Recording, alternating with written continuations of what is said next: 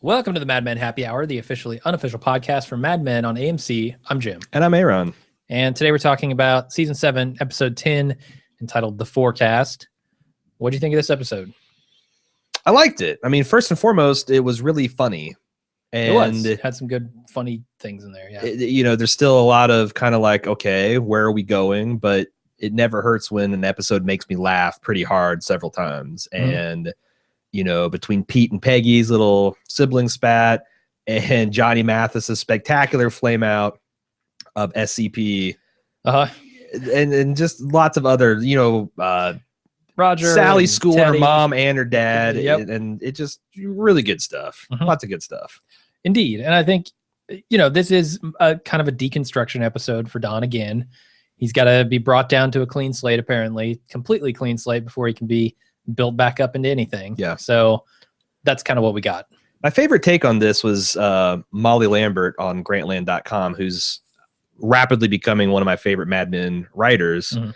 She says that this whole Gettysburg speech hook and the writer's block that he experienced could be seen as like a meta commentary by Matthew Weiner's writing process of the last season. And then also Don's hectoring of Peggy with the, and then what else? And then what else? And then what else is his kind of meta commentary on the fans just not going to be happy with anything he comes up with. It's like, there's no, Sure, I suppose you could read that. yeah. And I cannot wait to read the postseason interviews with him, because just judging from the preseason and how kind of gregarious and forthcoming, I'm expecting some great things. So I hope someone asks him whether that there is a little truth to that, if he got a little bit of stage fright or a little bit of some struggle with what is the future look like. Let's assume it's good and it'll get better. Yeah. And I can imagine with his writing style, the way he's kind of not wanted to write toward an ending of any kind. Yeah. That could be a concern for him. Yeah. Certainly. Yeah. And the big head scratcher is, as it continues, his casting of his own son. Come on. I mean, at this point, Glenn is Matt, and a lot of people like judging by the dozens of, oh my God, can you believe emails I got? Many people are shocked to find out that is Matthew Weiner's son. Okay. Yeah, we've known that for quite a while, but yeah, I could see how that would be extremely shocking, considering he's not that great of an actor. I mean, we've talked about it before. Yeah, we're going to talk about it again. We will. So, but it's just one of the mysteries of Mad Men, the biggest mystery, perhaps. Okay. Why would he put his son in the role of this? I don't know that that's a huge mystery, because he's his son, probably. But he is so bad. Like, I almost don't believe he's that bad. I feel like his dad is like flatter, less emotion, deader eyes, deader. And like, is this some big joke between them? That maybe that's a symptom of being Matthew Weiner's son. He gets that direction his entire life. Yeah. Deader, more broken. So creepier. I don't know. But yeah, we'll looking talk forward to about discussing it. This is a good episode to sink your teeth into. Yeah. Who made this one though?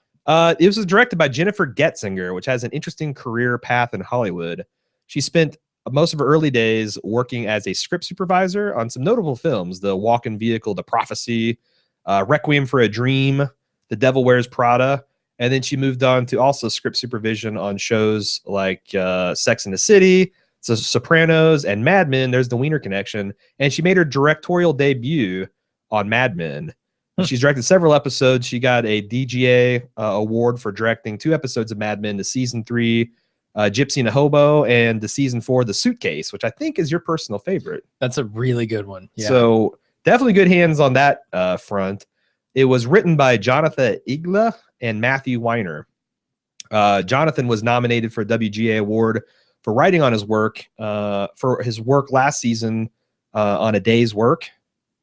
That's the episode where Peggy steals Shirley's roses from her desk, and Don and Sally start to patch things up after the whole Sylvia incident. All right. He actually won one in 2007, but that was a collective win for the season's writers, and it was recognized all the writers, not an individual award. And this is the only show he's worked on. I don't know whence he came from. I couldn't track his trajectory like that, but he seems to be another Wiener acolyte. Yeah, he's Matt Wiener's other son. Jonathan and Martin, sure. So that's cool. Again, felt like you can't get much better than Jennifer and Matthew and Jonathan. Throw him in there too. Yeah. All right, let's start with the recap. Don's realtor comes into his house and wakes him up, and it is apparently time for her to show the place off. So she kicks him out. We find out, Don hasn't replaced this carpet. Anything. His whole place is empty. His bed. Yeah, Marie, at least Marie leaves him his bed. I can see her not wanting the bed of horrors for her daughter. Yeah. They don't want a syphilis-infected mattress. Hell no. No. So, yeah, I mean, the stain is still there. This carpet hasn't been replaced. Yeah. And Don tries to play this off in the start of what is the theme of this episode, that it's better. They can imagine their own thing. It's Don not really doing anything, just kind of chasing this imagination of what his life should be. Sure. We get further, into that topic later on with Peggy and all sorts of stuff. Yeah, it's always frustrating for me. I as a guy who's sold to mostly empty houses, the realtors are always bitching about that. And I'm like, it really? Because if I'm looking at a house, I'd rather see an empty house. I don't want other people's I think crap you're definitely in in my the minority, though. Like, really? Yeah, having wasted a lot of time watching some of these like property shows, like Flip a House or whatever. Yeah. It's very hard. People have bad imaginations. That really blows my poor mind. imaginations when it comes to housing. And if you show them something fancy and really nice and dressed up, they're more likely to go, "Oh wow, this is what my house could be." Well, I see that if you had Don's Bank and you could actually stage something that looked like Better Homes and Gardens, sure. Uh-huh. But when you're talking to a person of average means and like, I just and an average and their lawn furniture is going to go in the living room. That was the best. Him awesome. Dragging his patio furniture into lounging. That's such a bachelor frog thing to do. Yeah, he's like, fuck it, I'm not going to fill this house back up. Yeah, just going to get rid of it. Yeah, but she said, "Have you ever sold an apartment?" I would love to see Don as a realtor. It'd be amazing. Yeah. And I could see Pete going that way. Sure. His girlfriend last season was a realtor. I mean, the thing with Don is you never know. When he meets with you, are you going to get the carousel or are you going to get the Hershey bar? Sure. Hershey bar is not going to sell. That's not going to close. This carousel, sure. Yeah, you could sell a house with a carousel pitch. And this balcony, perfect for jumping off of. What? What? Sirens as the day is long, you hear. Joan's mother calls her at her hotel in California, where it's very early because her mother can't do math, and she orders room service. Not a lot to this scene. She talks briefly to her son, who doesn't talk back to her, and I think that may be significant in some ways. Or it could be he's a 4-year-old. It could also be he just lost interest in a phone call. Yeah, something shiny bounced in front of his path, and he went off. Yeah. Roger taps Don to write the Gettysburg Address of vision speeches. Sure. For this retreat that they're having in the Bahamas. Right. And I think it's in the Bahamas. It is. Okay. It is a godless retreat in the Bahamas. Yeah. Hoping we're seeing some of that next That's episode. what Roger loves, man. He just doesn't want to write the speech. Right. And that, I think, was interesting that, 2,500 words, I think Tom Lorenzo mentioned that's like the average high school assignment that you could bang out in a weekend. And Don just cannot do it. For good reason. Don doesn't know what the future of this company is. Yeah, or himself. Exactly. The company here is a stand-in for himself. This speech he's writing is not about the company. It's about Don's life going forward. Yeah, and how disappointed he'd be if he just projects this trajectory on forward a few years.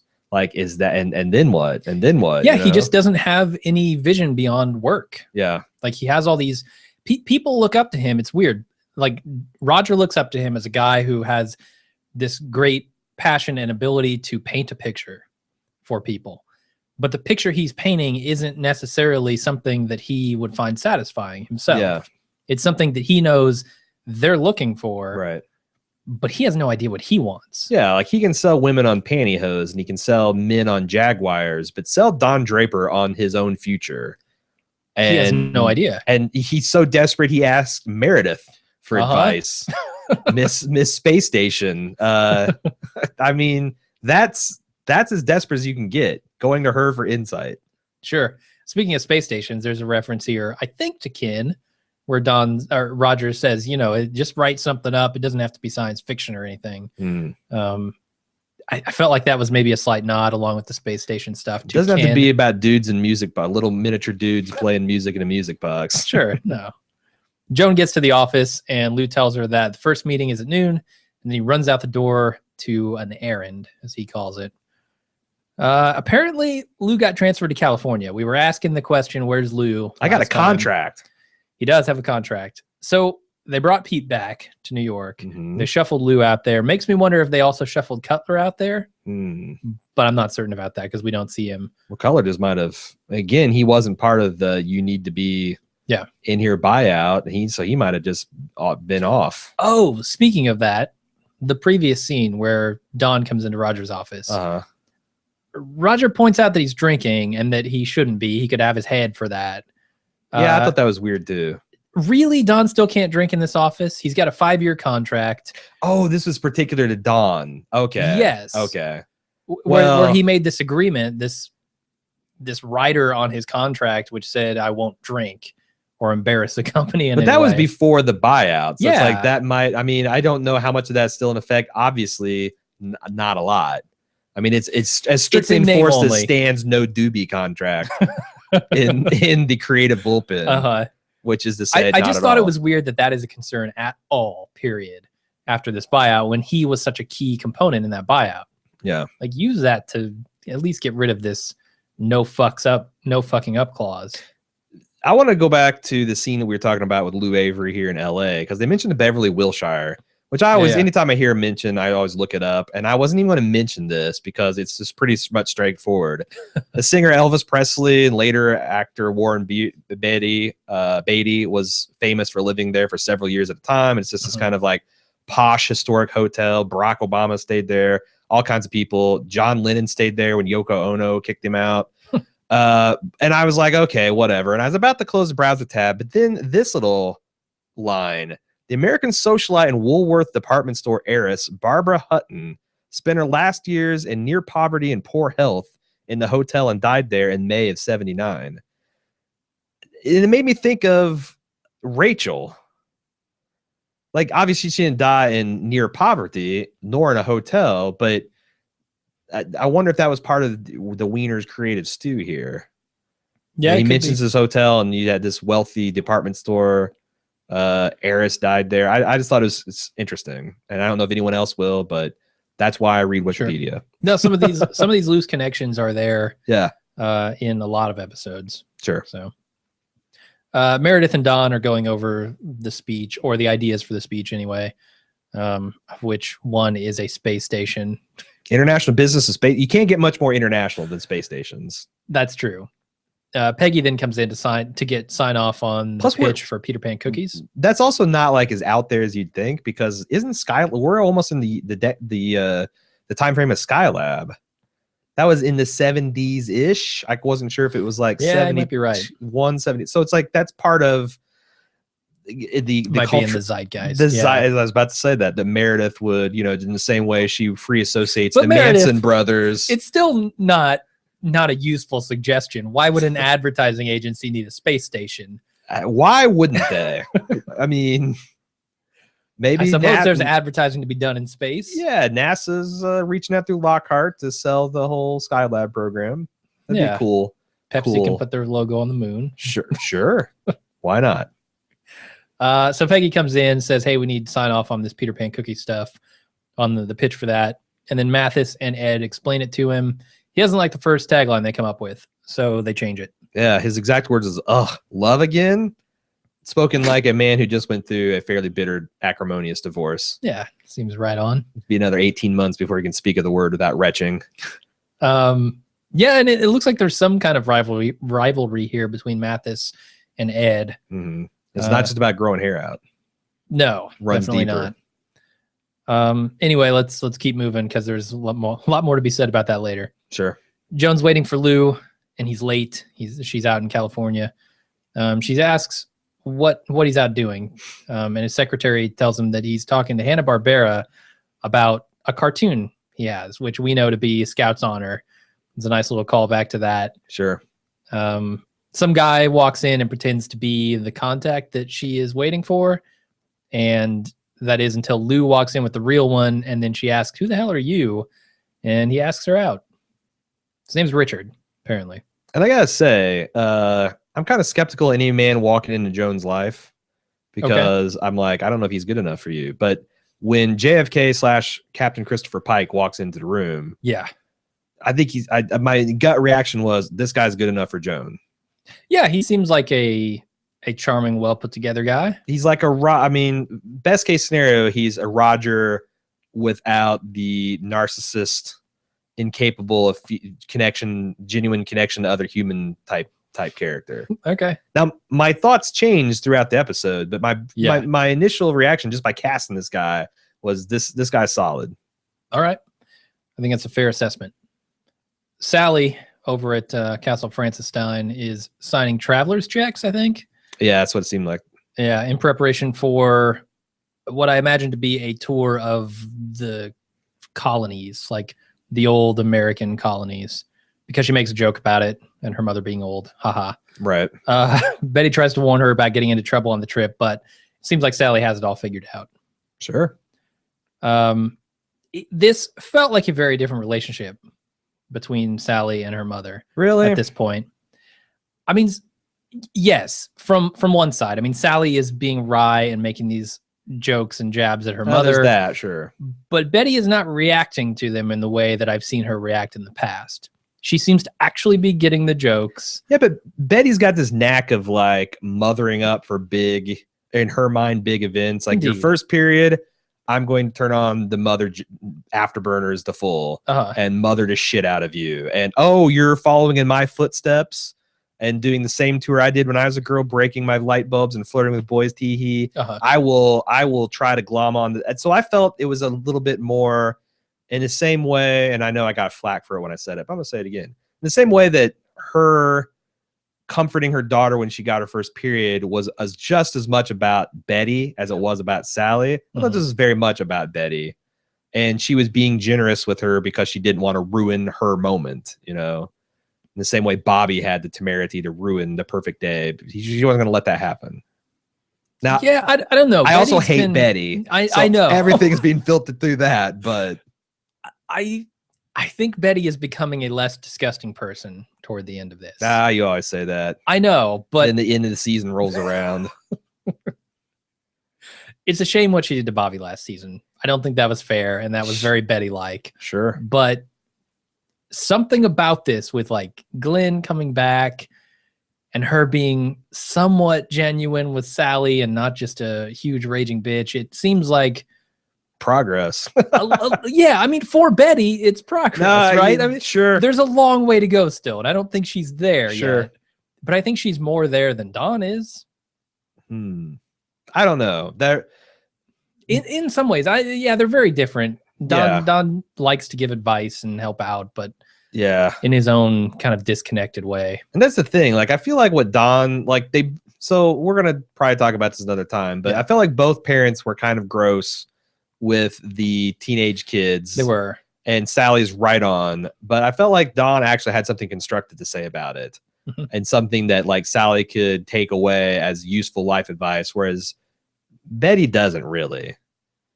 Betty wants Sally to, I think Betty wants Sally to grow up as a happier version of herself, which is a logical impossibility.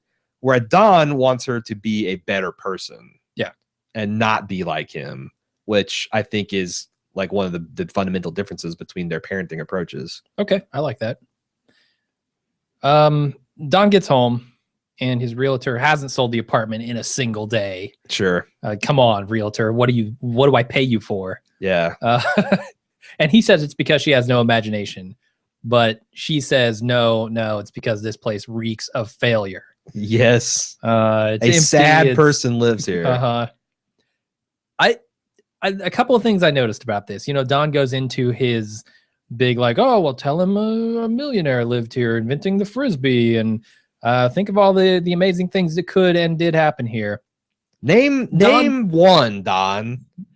I know. Like this, I know. we've talked about this apartment being just like so many weird and emotionally harrowing experiences. Like Yes. Zuby Zoo is the only good thing I can think of happening in his apartment. And even that felt a little weird too. It did, because Harry was there perving the whole time. Okay. You couldn't just enjoy You're the right. performance Harry's for what been in it the was, apartment. because Just burn it down. he was getting an audible erection. Uh-huh. Anyway, No, but that's super important. The Don has zero problem lying about what has happened here and using that to twist the imagination of people to his will. And it feels a very manipulative thing, that an ad man does all day. Sure. He's painting his pictures. And why like can't Roger everyone says. do it? Why can't you just make shit up and sell this thing? Well, sure. I mean, she has more of a conscience than Don. Well, plus there's does. actually laws in real estate. Yeah, you would There's think starting so. to be laws about advertising, but yeah, Mhm. like you can't. You have to be forthcoming and disclose stuff. Yeah, but I think it's also important here that, Like, for example, Don murdered that woman and shoved her under his bed. I mean, that's got to be disclosed. in his dreams, he certainly He did. dream murdered that woman. Yeah, and there's blood stain to prove it. I don't know. I think it's also interesting that Don is willing to spin these tales, but he ultimately doesn't believe them. He ultimately has a problem even conceiving of those sorts of things for himself. Yeah. Like, he can tell all these great stories, but he can't build his own story. It's like the realtor said, the emptiness is a problem. Yeah. That applies to him as well as his apartment of sadness and suck. And he doesn't view it as such. Right. And that's kind of the core problem. Right. And I think, by the end of this episode, he probably has a different perspective on it. Slightly. I mean, he's not going to change overnight, Sure. certainly. But or even over the course of several seasons. I mean, that's where I'm starting to give up hope that he's actually going. Maybe we'll get the feeling that Sally's okay, but I'm really starting to give up hope that we're going to have like a light bulb moment and he's going to attain some genuine peace and happiness. Could be wrong, but man, we only got 4 episodes to go. yeah, not a lot of time. So Richard is trying to get Joan to stay in bed, and he tells her that he's divorced, and she says the same. And then he explains that he wants to make up for some lost time. Basically, he spent all these years raising his kids. Now that they're gone, he wants to go out and be free. Mhm. And Joan tells him that she doesn't have any mouths to feed, which we know is untrue. Well, And no, she explains that she loves her job. he You're right. He- He asked if you have mouths to feed, and she says, I love my job. yes. She dodges the She question. definitely dodged the question, but we knew as the audience that she was lying, and that tells us that she Yeah. really, really likes this guy because Doesn't he was wanna just mess it up, basically yeah. saying the only deal breaker is if you have kids, and she's like, no, or live with your mom, or divorce twice. Like, there are Right. so many deal breakers in her sure, lifestyle, but yeah, he's the deal breaker, Richard, the deal breaker. he is. So Don arrives at work, and he chats with Meredith for a quick second as he watches Ted go into his office, and he's kind of collecting some data on SCDP so he can develop this speech. I was just shocked in this scene that Meredith knows what the word prognostication means. Did she use it correctly though? I think so. Really? If I remember correctly, yeah. Huh? I don't know about that. Maybe not. What I thought was but interesting is Don is slowly turning into the dad from the Wonder Years. His What do you mean? face is just setting into that granite block head that guy had. Mm. Like there's this one D- that one point where he's working the candy machine. He had this like weird thin-lipped overbite that I was just like, my God, the years are taking their toll. when's Winnie Cooper gonna come go booting into this place? Yeah, what people don't realize, it's only the Wonder Years for the kids in that show. The fucking parents, it's the hell years. Yeah, man. right. It's the gauntlet. Yeah, it's the lives of quiet desperation. I think all dads eventually turn into the Wonder Years dad. It's the kids, man. Their heads get bigger. Mine certainly is. Yeah. No signs of stopping. Don goes to Ted's office, and he asks him what the future of SCMP is. Ted says, I don't know, maybe some bigger accounts. And Don is completely unsatisfied with that. Yeah, you can tell the whole thing is like he's disgusted with everyone that they don't have any better idea of what to do with themselves than he can come up with. Except for Peggy. who does, but he is still Not really. Peggy's. What is he looking for? He's looking for something to define a person outside of their work. Yeah. And Peggy But he's there for a performance review, so of course she's not going to do that. And he's ostensibly asking about this stupid speech, which is all about work. So he's barking up multiple wrong trees. Certainly. But yeah, I mean, he's just, when she ticks off her accomplishments, oh, these are things I've already done. Mm-hmm. Then, it's weird. It's, like I said, this is increasing desperation of like, what is there more? Is this all there is? Like they said last, and like that was a callback to season 1, that he's just really at the end of his rope trying to figure out what is he supposed to do now. Mm-hmm. He is, against all odds, pretty much gotten everything he's wanted. Now he's got the freedom. He's essentially Richard, only younger, better looking, less captain-y, but still good. But he, Richard's got all these, like, he's got the no plan. Don doesn't even want to come up with he can't be bothered to come up with a no plan. Yeah, he's got no plan. He's feeling surprisingly unfulfilled for a guy who has attained so much in his career, But again, the emptiness is a problem. It is.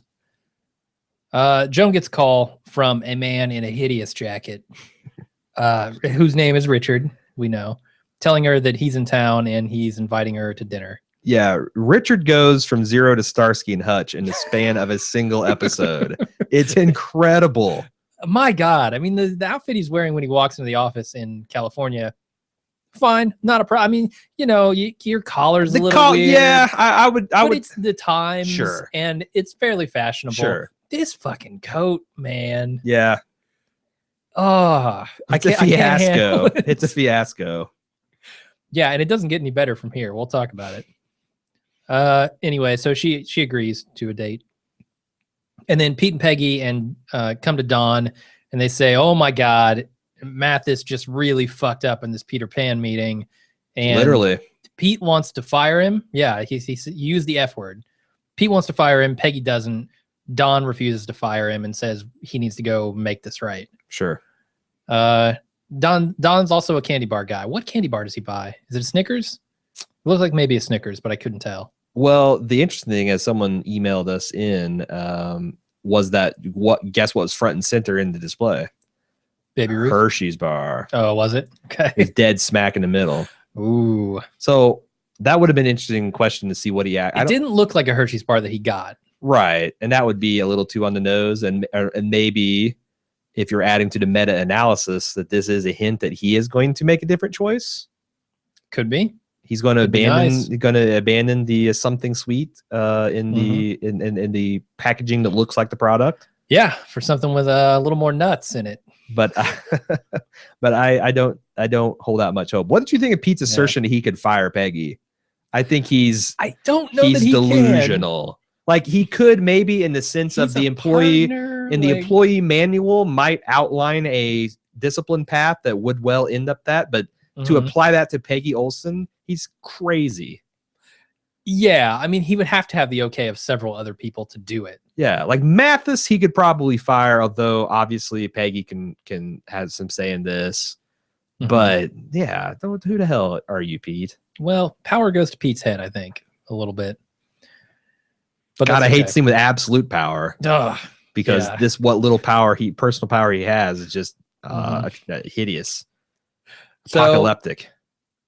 Speaking of horrible people, Glenn shows up at Castle Frankenstein, and things get really awkward between him and Betty, the now 18-year-old Glenn and Betty. Then things get extra awkward when Glenn says he says a formal goodbye to Betty, which is the first problem here. He's ostensibly Sally's friend, and yet he's saying goodbye to Betty.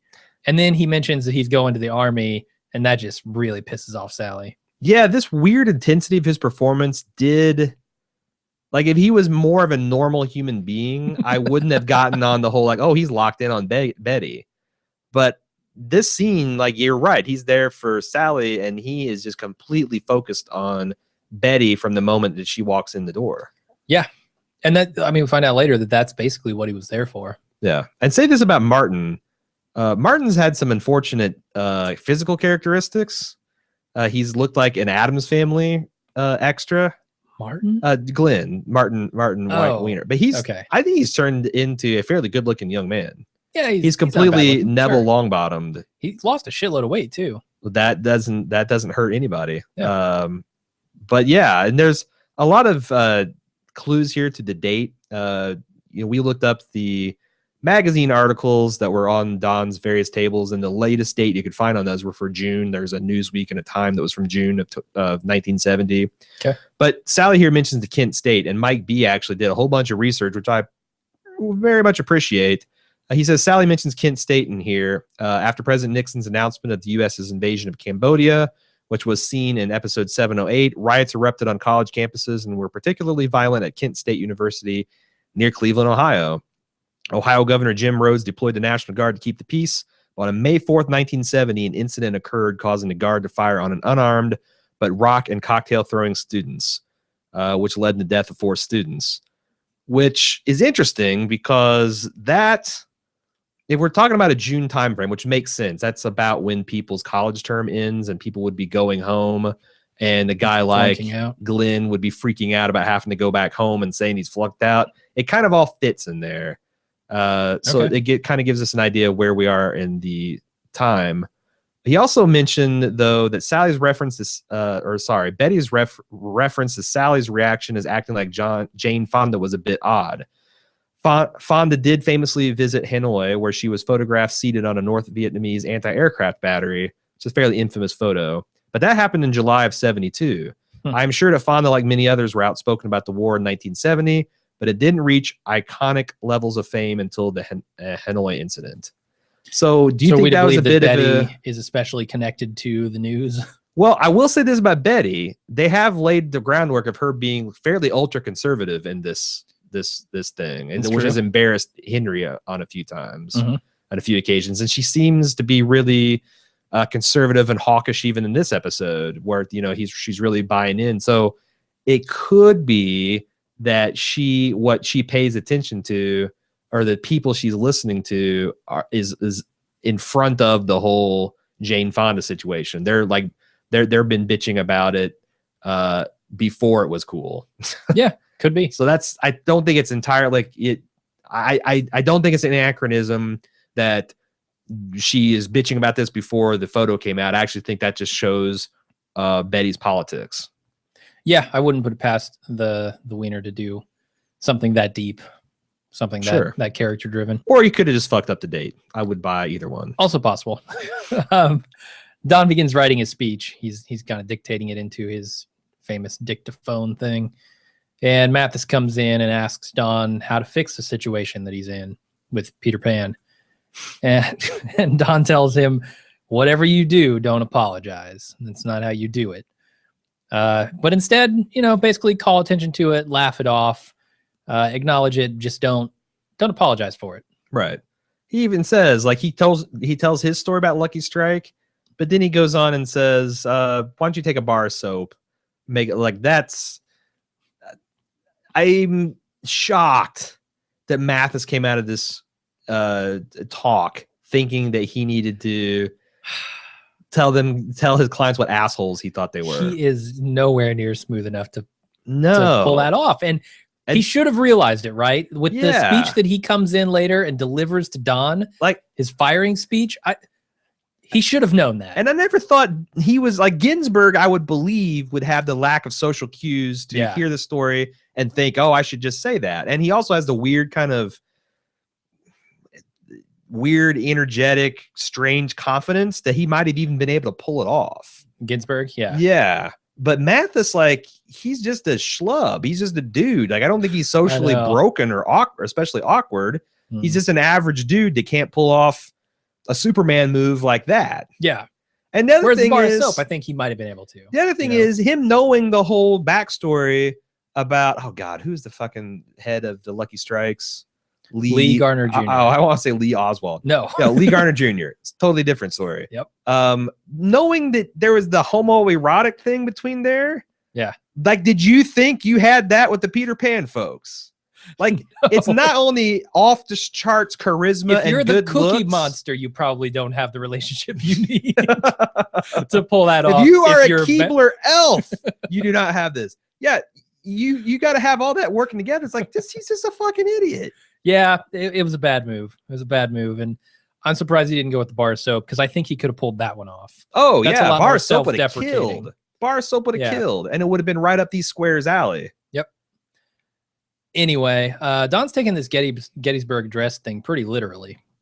You know, he's starting off his thing with four. He's getting into the headspace, obviously. Okay, trying to. Yeah, and I like to see that. I thought it was cool. You know, we haven't seen a lot of Don developing these pitches lately. And so for him to be back on his couch dictating into this machine, I thought that was cool. I like that. Now that it's for a slightly different purpose, you know? Right on. And he's talking about, you know, it's going to get better. It's supposed to get better. I think he's trying to pep talk himself there. Exactly. Which I think he might be wrong. It's wishful thinking at best. Every episode that goes by, it's less and less that things are going to get better. Yep. Sorry, Don. So then we go to Joan's dinner with Richard, and he is basically demanding the truth about her marriage. He brings it up again. He says, hey, come on, tell me. I know what's going on here. And instead, she reveals that she has a kid. Mhm. And he says that it doesn't matter, but he conspicuously cancels the nightcap, I think. I don't know if they were going to have a drink at the table there or if the nightcap was, hey, let's go to the room and have a drink. No, yeah, nightcap is, I think, I'm not familiar with the terminology. I'm not sure of the definition. But it's a kind of like come upstairs for coffee kind of thing. Okay. It's not something you do at the restaurant. Well, unless you're Unless Roger, you're Don. unless you're Roger and then you go Marie, to the alley behind it. or you're Don and you're doing the yeah, the whole All right. alley thing. That's fair.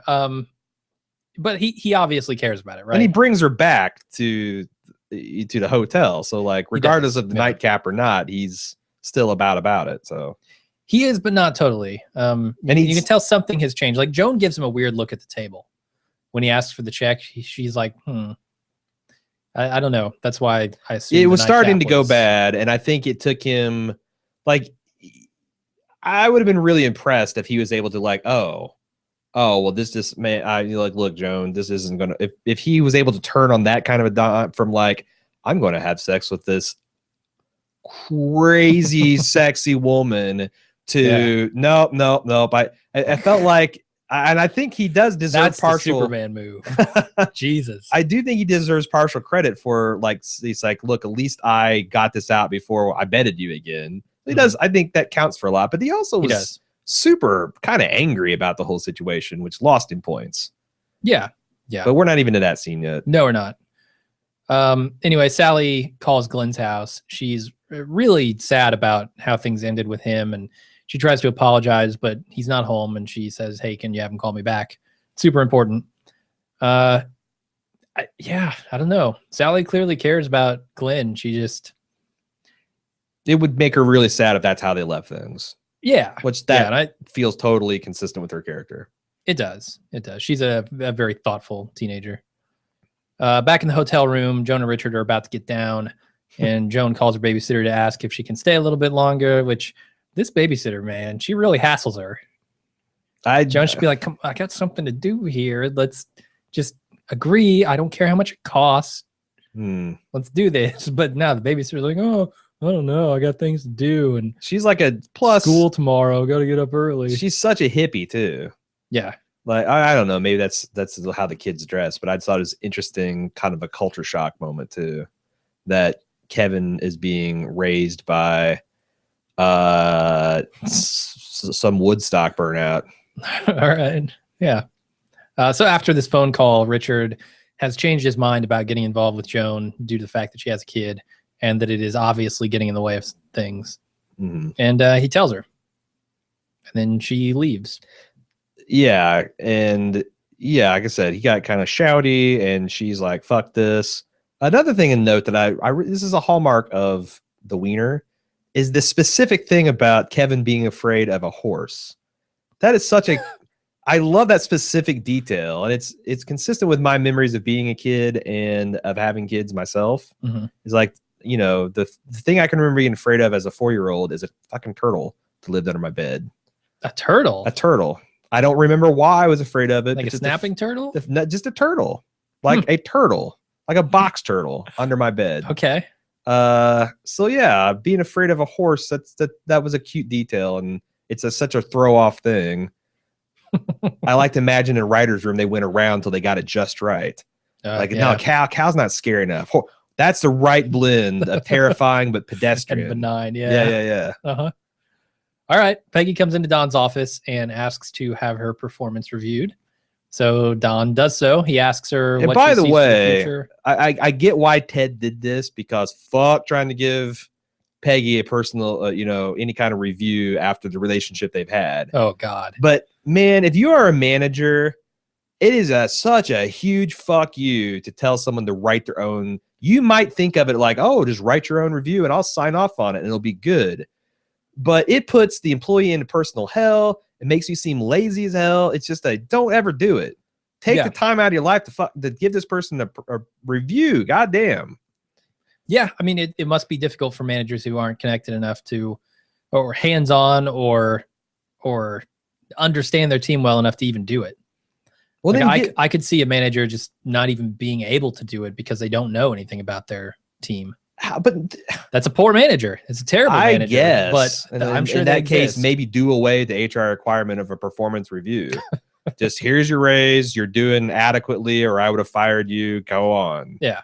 Like this whole whatever. But Don uses this opportunity to try to get some answers from her. Another for dick his move. Vision quest here. If you're going to give someone a person, just don't use it as the lens to view your entire life and shit on the employee's dreams. Yeah. So he asks about, tell me about your job and the meaning of life. And Peggy's like, those are two different things. And that really highlights how much Don thinks of his career as his life. Yeah. Or at least, he's coming to a better understanding of it now, but that seems to be how he has viewed it in the past. And there's also the start of this was like, it was cute. And he clearly got the joke that she is essentially saying, I want to be just like you, Don. Yeah. Only with a little bit more of a feminist bent to it. Mm-hmm. And I thought it's also interesting her putting it out there. She wants to be the creative director at McCann Erickson, when we found out last week. And I think we talked about this in the season before, that McCann Erickson in real life was one of the first Manhattan Avenue ad firms that did have a female creative director. Yeah. So I like that, but Don clearly enjoying just like hearing her regurgitate all of his life milestones just turned to annoyance on both of their parts when he was saying, well, then what do you want to do? Yeah. He's saying that's like, empty. now you're to me and your life is a sham. He's then asking what he should do. And that's right. That's unfair. Right. I don't know. The other thing is like his personal knowledge of her, giving up the baby and all that. Is that also like he's perturbed that doesn't seem to bug her in a way?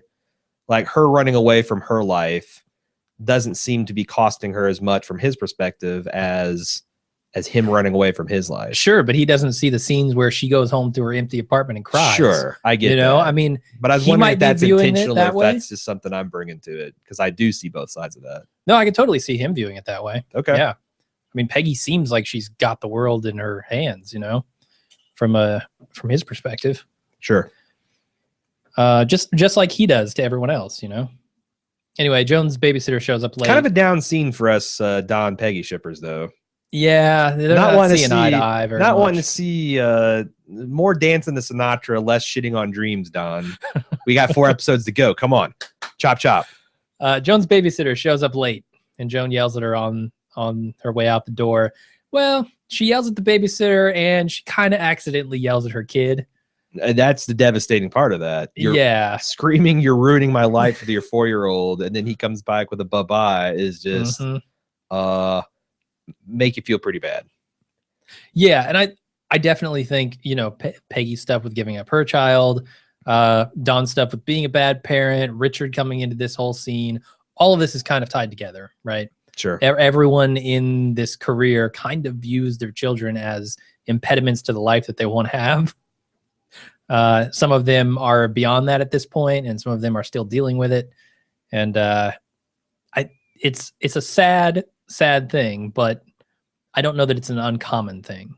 Not in my experience. I mean, maybe hopefully if my son ever gets around to listening to this podcast, he'll be in a well-adjusted enough period in his life to know what I mean when I say this. But I think almost every parent, unless you totally drink the Kool-Aid and you're one of those crazy people having 15 kids, quiverful, all that stuff, there's going to be a point in your life where you think, not like I don't wish my kids were here, but like, God damn, something would be easier or this opportunity would be open if I could just pick up and move. Sure. Like they are kind of impediments to a certain type of carefree lifestyle or dream. Yeah. But, you know, again, tons of good stuff goes on too. But yeah, like I think probably 90% of parents would feel that way at some point. Yeah. And ultimately, I mean, these are people who are driven by their careers as their main goal in life. And it's evident by their visions for the future. Yeah. A guy like Joan or Don, or a woman like Joan or a guy like Don, I can see this being even stronger. Yeah. Because again, their families are less important to them. Their career family balance is different than the way I see mine. So certainly. So we go to the follow-up meeting with Peter Pan, and Mathis tries to use Don's joke, and it goes over like a lead balloon. Pete's face, man. Oh my God. Pete's face. Oh. It's Pete's face. And Vincent Kartheiser, man. Yeah, it's incredible. That is such a fun. I laughed. I had to pause and rewind the first time because I was just laughing over Mathis. Just I'll give him full marks for just going for it. But it's a poor delivery, regardless. It's poor, but he sold it to the extent that one Johnny Mathis could sell it. True. And it still flamed out. And the look on the ad execs and Pete's face, and it's just so good. So good. Yeah, it's amazing. Then we go to Don staring out his window when Mathis comes in and basically yells at him for being smooth and handsome. And then Don fires him. Yeah. There's a lot of stuff in here that we've kind of talked about with Lee Gardner Jr. kind of being in love with Don. Sure. Do you think that's something do you think that's something that Don is like a new thought for him? Not that I feel like it was based on his reaction to that statement. And it, just based on my history with Lee Gardner Jr. and, how that thing all broke bad with him and Sal, I think there's the whole crashing realization of like, Roger's been telling stories behind my back. Uh-huh. Oh my God, that was going on with me. And oh my God, if Roger, like I fired Sal, but that could have easily been me with a slight change of circumstance. Yeah. And man, I just thought it just like Mathis had no idea how loaded that gun was when he pulled it on Don, but it really, really hit home. I felt like. Yeah, I think so. And it also, like speaking of thoughts that hadn't really occurred to Don, yeah, he's fucking handsome and he's fucking smooth. And I felt like he was kind of realizing that in the scene too. Really? Like, I know I felt like it was a surprise to him that his charms would work to that effect. Like Lee Gardner Jr. would be all about him because he is smooth and handsome.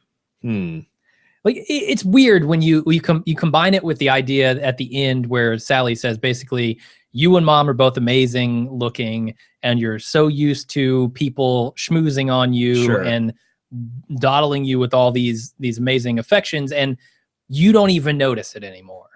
So I'll say you can't even conceive of it. So you're saying that makes me think that you might be onto something, because while he might acknowledge that and like, hey, this is great in a bar, and this is great on vacation, this is great when I'm trying to get women to sleep with me. Yeah. But in the context of, this also works in the boardroom. It works everywhere. Like his whole life has been that. Yeah. And that's like the attractiveness privilege is the privilege that trumps everything else. Sure. Like if you're devastatingly good looking, it doesn't matter how much money you have or what your race is or your social standing or anything. Like it opens doors. I think it's the best privilege to have. Probably. I could imagine so. Yeah, but it seemed like a new idea to Don that his whole life could be that. Yeah. No, you might be in right. a way. I don't know. I think there's something to that. Okay. Yeah, I love this final line from Mathis where he said, you know what? I just knew I shouldn't apologize. And he walks out and lets that sting Don's ass for a second. Right. Yeah, I like it. I mean, even that $1 million check and the apology he delivered last episode didn't feel like a real apology in so many ways. Don just Don just doesn't get it a lot of the time. Well, Don says he's sorry, but I think he's speaking in a business context. Yeah. And I agree. Like, my modification is that, like, you can say you're sorry, but you can only say it once. Like, a heartfelt apology will get you a decent length in the business world, but the line between I'm sorry and I'm making excuses is exactly the difference between saying it once and twice. Sure. It rapidly loses its effect the more you use it. So, but I can see in the 60s or in the 70s where that would just be like, no, you just never apologize to a creative client. Yeah. Don especially if you're ridiculously good looking and tall. And so I think Don doesn't have to apologize in his life because people want him to like them. Yeah. Just when he walks in the room. Whereas Mathis doesn't have that luxury. No. It's always like, oh, you're not the Johnny Mathis I was looking for. It's like like he's just a dude. He's like a baseline 5 and everything, but he's also got the expectation of Johnny Mathis. So every time he walks in the room, it's disappointment. Don doesn't have that. Yeah, I mean, I feel worse for him in the genetic lottery than I do for Pete Campbell, honestly, because at least Pete Campbell is smooth. At least Pete Campbell can talk a good game, even though, you know, he doesn't have the greatest facial features or his hair's not great, whatever. He's smooth. Is he smooth or is he? He's certainly good at what he does. He's slick. Okay, I think there's a distinction to be made there. Yes, Don's smooth versus slick. He's slick implies a little bit of grease. There you go. A bit of slippery. Little grime. Yeah. Anyway, Richard comes into the office to apologize, and he says he wants to be a part of Joan's life. In his 70s wardrobe is turned up to 11. Oh my God. Really, man? The ascot. You remove the ascot. That's not a bad outfit. It's not great. It looks like it's made out of grandma drape material. All right. The colors are questionable and they're all wrong for him, but it's the 70s and you can, man, saying it's the 70s excuses far too many crimes. It doesn't excuse an ascot. No, not at all. No. That thing's horrible. I'm sure if I got a good look at his shoes, I'd also be vomiting about those too. But despite the ascot, white leather nightmare, Joan agrees to continue seeing him after he apologizes and basically says, hey, I want to be a part of your life and I'm buying property in New York. So I don't know what to think about this guy. Okay. Because I liked him at first sight. I liked him less as a reaction, but also his genuine 180 felt just that. It felt genuine. Like I could see a guy, spending a night or two thinking about it and thinking, you know what, you're rigidity and old and like get off my lawn. And that's not a good look. Yeah. But it's also scary seeing the reaction he had to finding out that she has a kid and that's a problem. When the reality of that sets in, it might be even more of a problem. Now that, I mean, she just revealed in this scene, she's been divorced twice. She lives with her mother. Yeah. She has a kid, which he knew. I think it's very different to come into the office with flowers and say, I'm prepared to deal with this versus living that day to day.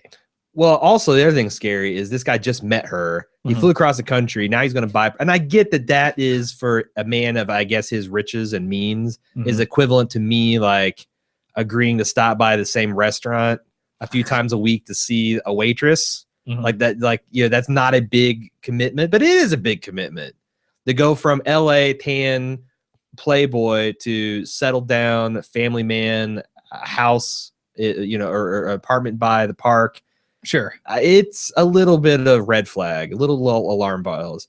What do you think about the comparison between, Peggy and Joan were in conflict and they kind of rebounded against each other and they had very different experiences to that reaction of sexism in the workplace. And they haven't come back together yet, but think of the experiences they have. They both went on 2 really promising first dates.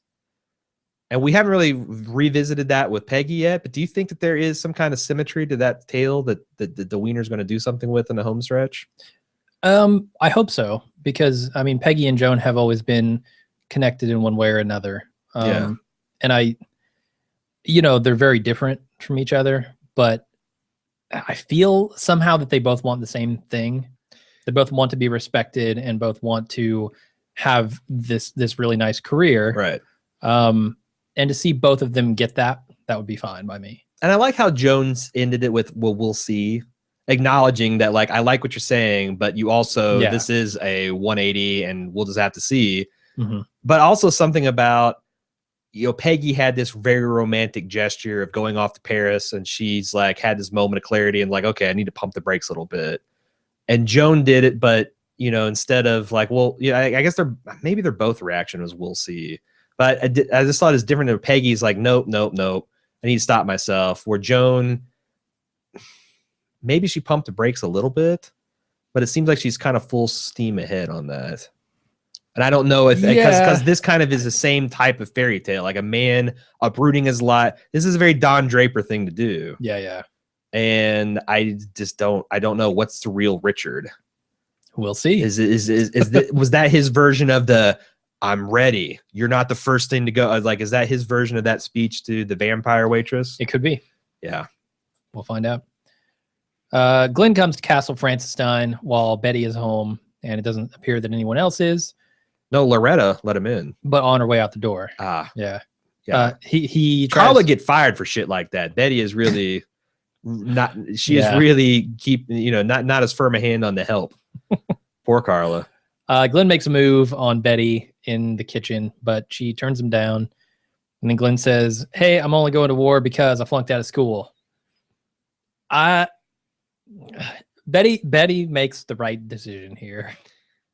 But she does the right thing. Did you think it's interesting that he says, why not? And he says, not because she's married, you're 18, or because you're only, I've known you since you took a lock of my hair, or you're my daughter's friend. You're my daughter's friend.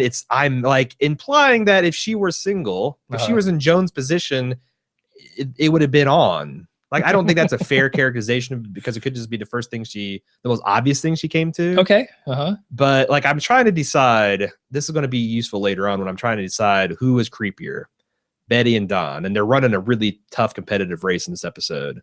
But I feel like, Betty with is Don lighting a cigarette for the vampy 17-year-old, the equivalent of Betty grabbing Glenn's hand and putting it on her face? And the way she kept touching her hair. Betty's was more emotionally supportive. Like, she understands that this kid is about to go. And this kid's going through some real killed. This kid's going through some real shit. He's not going to go on a 12-state powder puff fun tour with the girls. I felt like Betty's was more heartfelt and valuable to the other side of the equation. Yeah, that's pretty good. That's kind of what Glenn needed at that point. And she knew that. And it's like, I don't know. I don't think it's as creepy as what Don does. Don tries to play it off like, I'm just trying not to embarrass this girl. Which I think that's an element of that. I don't know that I think that's the whole reason, though. I feel like Don is still Don. Did you notice Betty touching her hair? Because I thought that was to remind us of the whole lock, and I thought that they were going to mention something, or like, oh my God, what if he reaches in his pocket, or he's got it in a lock, or what if he still got it? Oh no! Like, this could go. How creepy is this going to get? And it also appears that she's attracted to him. Like, she sees him and she's like, "How old are you?" And he says 18, and she's like, "Okay." Well, yeah, she's definitely looking at him with new, hungrier eyes. Like, but even back in the day, I remember, and I wasn't podcasting it, but I just remember how wildly inappropriate their relationship was. Oh yeah, and it was like when Sally says, "Any attention you guys get," and you ooze, it's literally any attention. It is. That is such a dead-on criticism of these both. Yeah. Whew. And it's constant too. That's the scary thing. Yeah. No, I'm glad it didn't go beyond the face caress. I thought we were going to get some kissing, or, I can't not in Castle Frankenstein. I can't imagine, like, I can't condone rewarding that kid's acting by allowing him to kiss January Jones. I would not be able to condone that. So I'm glad it didn't happen. Anyway, Don entertains Sally and her friends, one in particular, during dinner before they leave on their tour.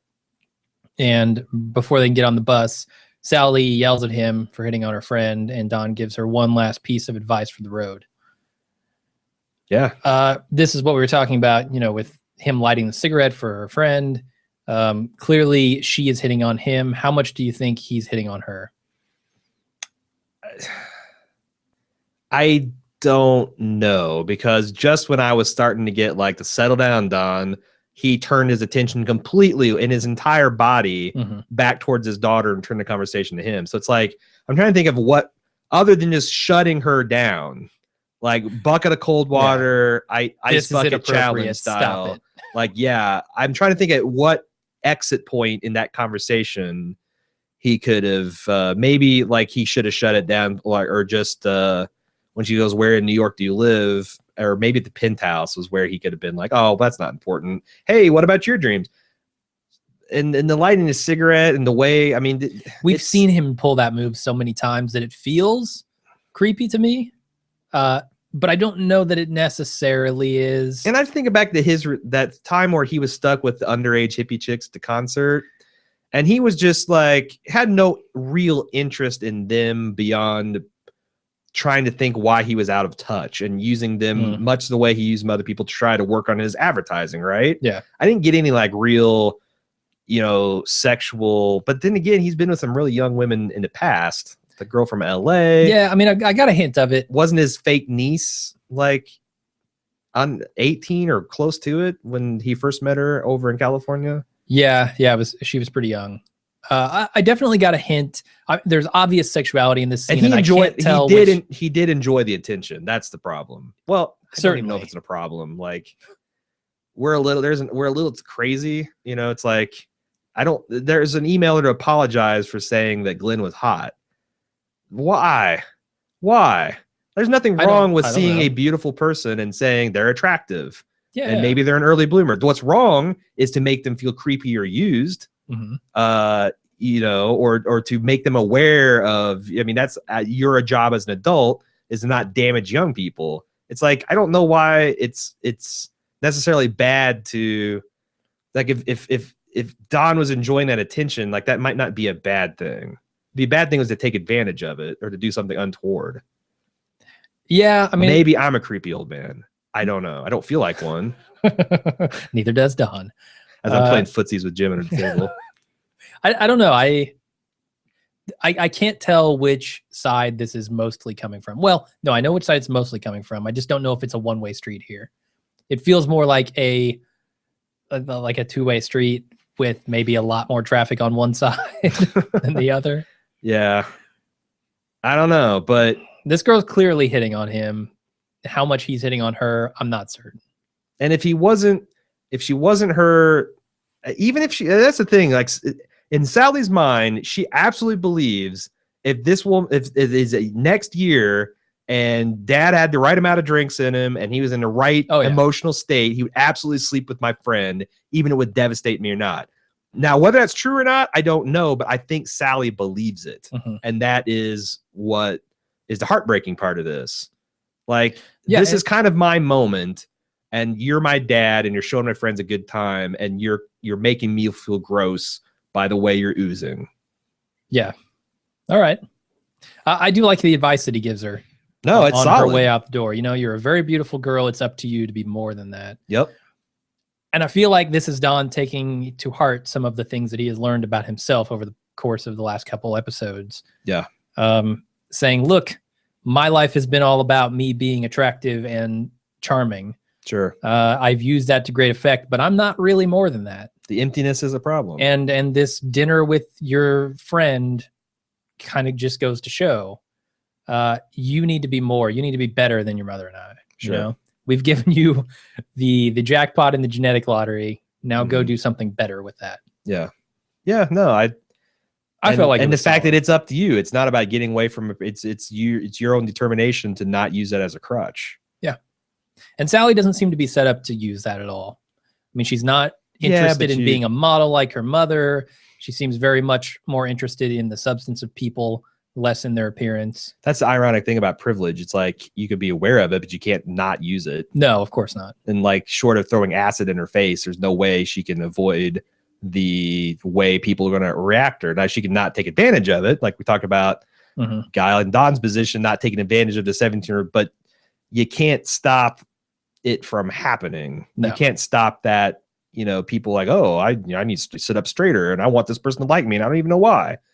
Something deep within me. Yep. Yeah. So. All right. Bobby is running around the house. Council Frankenstein shooting guns. Betty takes it away and throws it in the trash, and then sends him off to watch the Brady Bunch. Well, he requests to watch the Brady Bunch, but it seems clear to me why Betty throws this gun in the trash. Sure. It's even though she's arch conservative and she seems to be a fairly hawkish about the war, this is hitting a little too close to home. I think so. And also I enjoyed seeing the Brady Bunch. I felt like Captain America from the Avengers. I got that reference. I'm starting to finally catch up to pop culture relevance in this show. Then Don gets home. There are some people signing the paperwork for his apartment. They're buying it. And then he stands outside the door. They're pretty much homeless here. I mean, he's got 30 days, I guess. Yeah. But the camera pulls out, basically showing him staring into the future, is how I read this.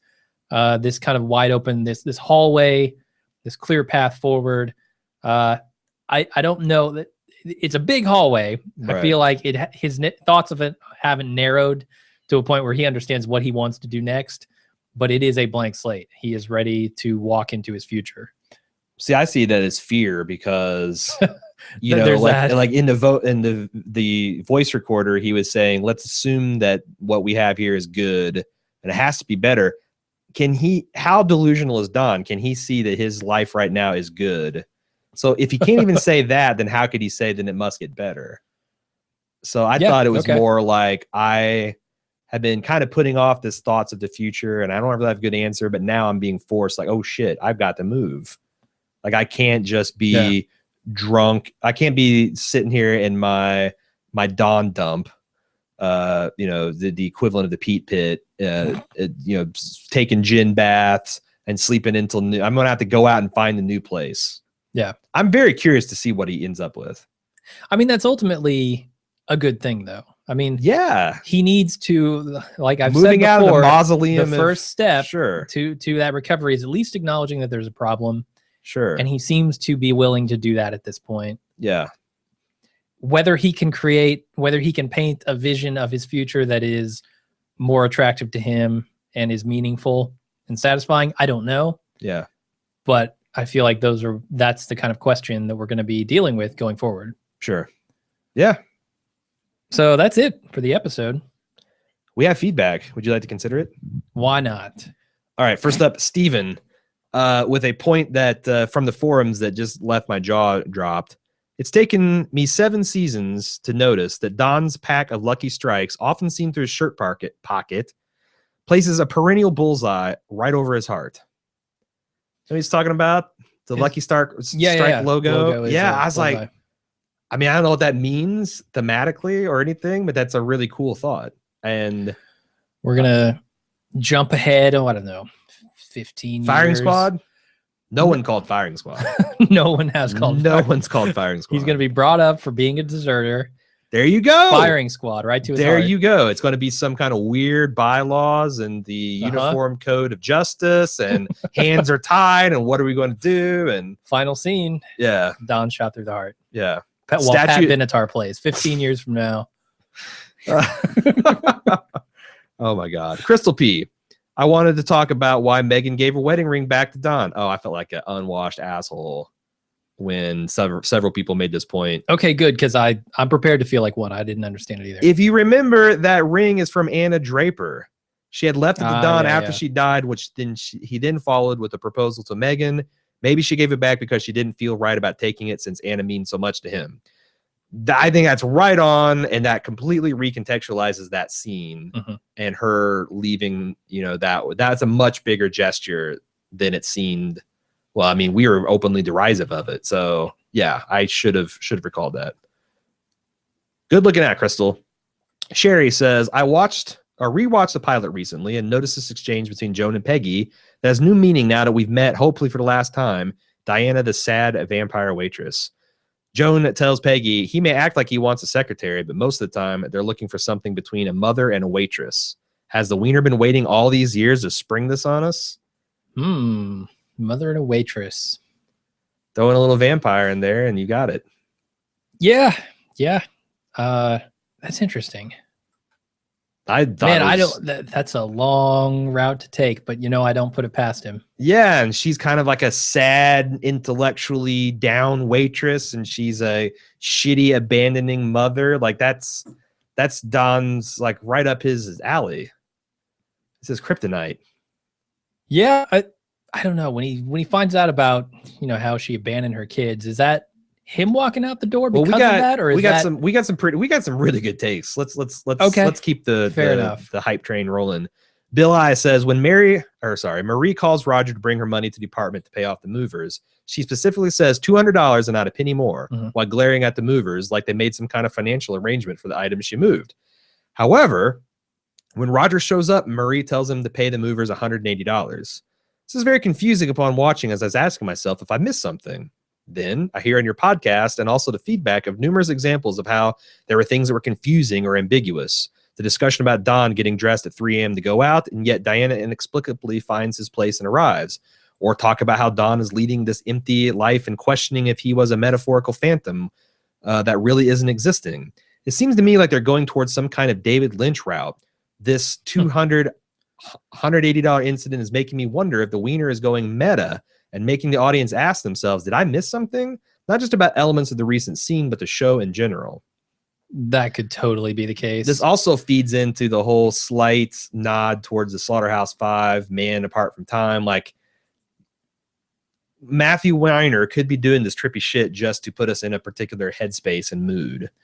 And he's done it before, right? Yes, he has. I mean, even if you want to get as Let the alarms, recent as the woman he kills under the bed, Yeah. Sure. He does this stuff all the time. And yeah, I would buy that it's just to put us in a headspace. Or maybe it's going to be like really trippy and flash forward backward in time and like up is down and Could be. people turn into lizards while he's tripping on acid. Who knows? It's going to get Fear and Loathing Yeah, I'm in ready. Manhattan. Sony D says, as I'm going through all 7 seasons of Mad Men and reflecting on Don's relationships, I feel like I understand what Diana's role in Don's life is. It's all about him instead of her. Once again, it's an attempt to repair the past. When Don ran to Rachel to get away from it all, she got insulted and told him he was a coward to run away from his children. He then had this vulnerable, confused look on his face, which is what Diana looks like in almost every frame. I believe Don is looking for love and to take care of himself, but loathing gets in the way, so he recognizes himself in Diana and tries to save her instead. When she tells him his secret about the abandoned husband and child, it gives him a chance to fully accept her in the way he wanted Rachel to accept him at that particular moment when he was raw and scared. No matter how much we see the cool, polished, could write the next American classic novel, smart, strong, and millionaire Don Draper, we seem to forget that underneath it all is Dick Whitman. Look at Dick Whitman's father, how crappy he treated his son. Of course Don needs attention and love, and more attention and more love, and it's just never enough.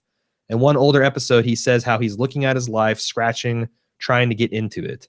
Being 2 men must be very complex, and not knowing who you are from one day to the next will put you onto the path of misery.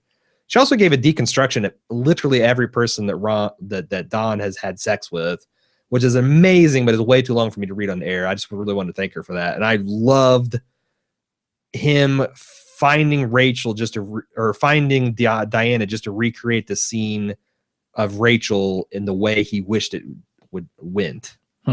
And a lot of people have kind of been stretching for why he was so attracted and why he was so compelled. And I think that hits it. Because he is Diana. He is Diana, and Yeah. he wanted Rachel to love him, and she recoiled in horror.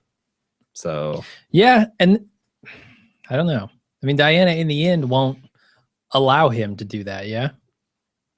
yeah, I mean, just like Don really won't let anyone get close and authentically love him too. Yeah. I mean, he's not accounting for the other side of that. The loathing goes both ways. No, I mean, maybe he's too blind to see that he was nowhere near ready for anything with Rachel because of the way he was acting. Well, of course not. Yeah. And Of so that's course not. reflected in Diana now being him in this relationship, and him, basically she's rejecting him and Yeah. saying, I don't want to be loved, to get out of here. That's Yeah. what Don was doing before, Mm. just unknowingly. Sure. Kevin D said the comment about Pima not being able to work or not being used to working with models who have all their teeth is a reference to high fashion models who would have their teeth removed to highlight their cheekbones and look thinner. I'm not sure if this is an actual practice or an urban legend, but as the industry demanded thinner and thinner fashion models, there was talk of women removing some of their molders to get that gaunt look. And then Kevin says, seriously? I don't. Does that even work? Oh, When yeah. you pull out your Have you top seen teeth, would your face sink in? No, if you pulled in like your molars, I think it would. Right? Okay. They got to displace the cheap Maybe. I'm fat. sitting here feeling my I know we face. both are. This is a tactile experience. I feel like Betty and Glenn. And Kevin I'm D, feeling Aaron's face. He's feeling mine. it's a Daredevil moment. I want to feel your face like a blind man would. Uh, Kevin D hilariously ends his email with, maybe I'm a throwback, but I like a woman with all her teeth. Me too. I'm a purist. I won't even accept wisdom teeth removal. Oh, damn. Got to be OG, original OEM equipment. If you want to have a shot with whatever Whatever. Perfect. Moving on to new business. That was all old stuff. New Mhm. business. Ironically, that was that was old business about the show New Business, but You're I've right. beat that pun to death over the last 2 weeks. Moving on. And Annie P says, Game Changer. Did you know the actor who played Glenn is Matthew Weiner's son? If you already knew this, I apologize for my emotion, but I am freaking the fuck out. You and everyone in my inbox. Yeah. You happen to be the first one, but yeah, that is a mind-blowing. That is mind-blowing. When you realize that, I remember having the same feeling. And I remember, yeah, I had it like when we first met him because I was like, reading and I was on like Television Not Pity, and that was pointed out. I'm like, good God, why would you put your son in this role? When he's not good. And not just that, but the role is creepy. You're right. It's totally creepy. Like, Martin, you are way too young to understand everything that's going on here, but I want you to cut this woman's hair off. Yeah, no, God. it's totally creepy. That's awesome though. I was like riffing on the forums with people about like, is this Matthew Weiner's like idea of a joke? We're like, I want you to act as a completely empty vessel, so anyone's criticism or the way they feel about you just reflect their own insecurities or what? I don't. Man, doing that to a kid seems like a bad idea. Anyway, so moving on, that's not the only thing she had to say. She says, as always, it's a much better episode than Sally's in the mix. Here's to hoping she'll make an appearance in the next few episodes. More than anything, Sally is the critical audience stand-in. While others fan themselves over the sex appeal of John Hamm and January Jones, Sally sits incredulously by, the eternal victim of the over-sexualized world she lives in. Whenever Sally raises her eyebrow, her body screams out, can't you see how things are not okay? That the world we live in is not okay? Why isn't anyone else paying attention? I think Sally has such a tumultuous relationship with her dad, other than walking in on him having sex with someone else's wife. Sure. I'm having a deja vu moment here. Have we had this exact same email before? I remember someone quoting those lines directly. Unless you're Billy Pilgrim and you're living stuck out of time. am. The timestamps on the email are authentic. Okay. Anyway, because she knows he knows things are not okay, but he so rarely acknowledges it. What are your Sally thoughts? In my opinion, I think Sally Draper is just maybe the show's most important character. Not a controversial take. Yeah. I mean, I think we've said in the past, if we want to see one good thing come out of this, is that Sally is okay. Yeah. Sally does her thing and grows up to be a better person than her parents. And Kierna Shipka is awesome. Yep. Like, we talked again about how she does such an uncanny Don Betty performance and how she's done it at such a young age. And then when you put her on the screen with Glenn, I mean, like, January Jones blows Glenn off the studio. Oh, yeah. And she is not a great actress. I've seen enough of her work now that she has got one or two gears that she can rev in, but that's about it. When she's on the stage, watch out. I'm very curious to see what else she does in her post-Mad Men career. Or maybe she's going to be like, fuck this, I'm going to college. Y'all are crazy. Like, yeah, Claire Danes. Claire Danes. Natalie Portman did that for a while. Claire Now she's Danes back. Yeah. Right. So I wouldn't. I'm very curious to see, because she just seems like she has a lot of talent and a very difficult role that she's held the screen with really, really good actors. Yeah, indeed. So that's my Sally thoughts. I think she's very pivotal to any redemption Don gets. It's going to be all about her, and to a lesser extent Bobby, and then to a much, much, much, much lesser extent Himself. Gene. Poor Gene. Bobby's got at least got a plastic gun. He's running around with an egg beater like he knows what the fuck is going on. He's going to egg beat every bad guy to death. Drew says, "Hey guys, in pre-season coverage, Mr. Weiner said that every episode could feel like a finale." And he cites this article from Entertainment Weekly. Do you guys feel like every episode so far is a finale for a character? Then he gives some examples. Episode 1 could be Ken's finale. Episode 2 could be viewed as Stan and or Megan's finale. This week could be viewed as Glenn or Johnny's. If we're looking for people more important than side characters, I could see this even as Joan's finale. She might have finally found the right guy. Well, let's just stop there for a minute. I think that's an interesting thought because this week is a little rough because I don't want this to be Joan's finale. And I don't know that Glenn is an important enough character, although maybe he is. He's been in every season and he's been important to both Betty and Sally. And we're bringing around back to that original relationship. Maybe could it be Betty's finale? Like, I don't need to see Betty again. Yeah. I don't know what else they're going to do with Betty. Like, I could totally see this being her finale. And she's fine. She seems happy. Her and Henry, and she did the right thing when it came down to the man-child, and it was kind of a nice scene as far as these things go for her. Maybe we're missing a boat, and it's actually Betty's finale. Yeah, if they didn't show her again, I'd be fine with that. Okay.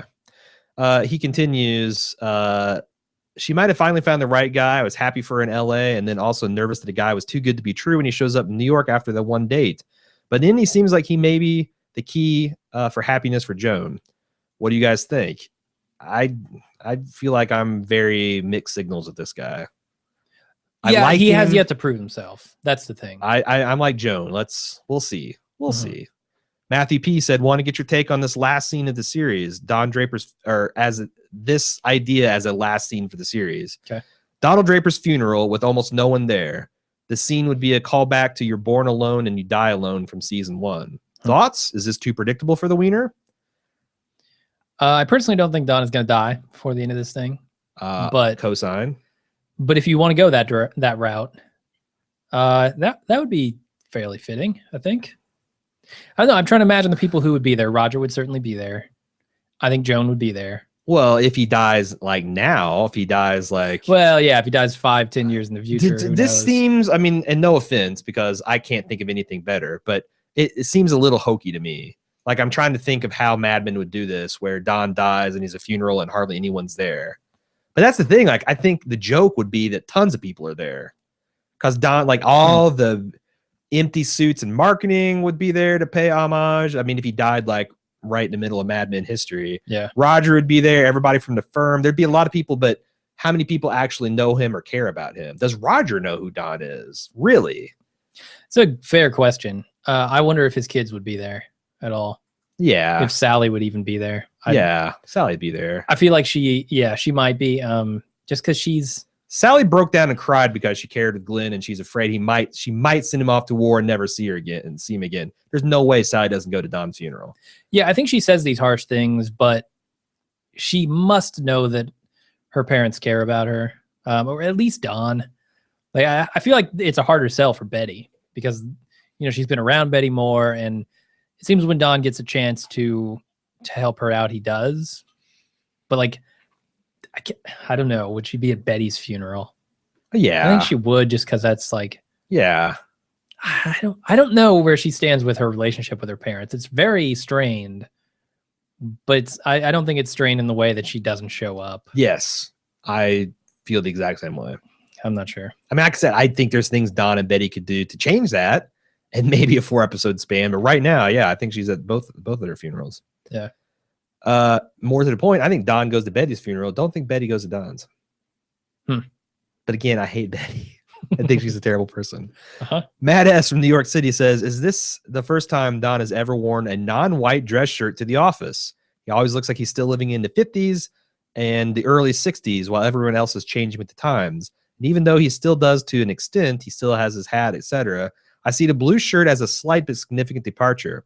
Also, what about the, Roger gave him guff about the haircut getting a little bit long. Because the hair covering his ears, you can have that. He's getting a little mod for him. He's letting it all hang out, man. Different color shirt. growing his hair. My God. Where does this end? Face like the Wonder Years dad. I don't know. He could be right. It could be a not insignificant change in Don's demeanor. But he continues, I'm not sure what it means. I feel like he's not really progressing as a human in any other aspect of his life, which is all true enough. Also, I don't love how they keep introducing new characters with such little time left, even though it was far less egregious this week with Captain Pike. I hope Joan doesn't end up with him because she deserves better. Not that he's necessarily a bad dude, for being honest, though I didn't really love him, but she deserves to be someone's entire life, not someone's second chapter. She deserves to be the Colts to someone's Peyton Manning, not the Broncos, damn it. Fine pandering to the Indianapolis native in the room. I guess the only problem with that is like she wouldn't be his first thing. Like she's been through 2 divorces. Well, not that there's anything wrong with that, but I'm saying if you're analyzing this, like maybe it would be appropriate that they're both each other's second chapters. Yeah, and I'm wondering how much she wants. Like, how much is she going to contribute to that relationship, right? I mean, she's talking about how she has the job of her dreams. She's absent for her kid. Like, and Joan's wealthy. Like, she's very wealthy. I'm comfortable to say she's wealthy by New Yorker standards. Yeah. I don't think that's crazy at all. I just don't know how much. I don't know. She might be happy with someone who makes her their life, but I don't think she's going to make anyone her life. I should hope not. Sure. I think she has a life outside of anyone else. I don't think she in both her career. Yeah. And she seems to be neglecting her home life. Yeah. I don't know that she'd respect a man that made her his whole life either. Bob Benson wanted to do that, I think. Well, but there were other reasons for not going with him, obviously. Sure, but even then, I think that was a little bit of a turnoff too. Like, just too devoted. I think you're right. I mean, that's like it's a fine line between flattering and suffocation. Mm-hmm. Well, it's not even that fine a line. It's a wet, woolly, suffocating line. Let's continue with Jamie T. I want to talk about Richard Jones' date. I think he shines new light on the big theme of Mad Men change.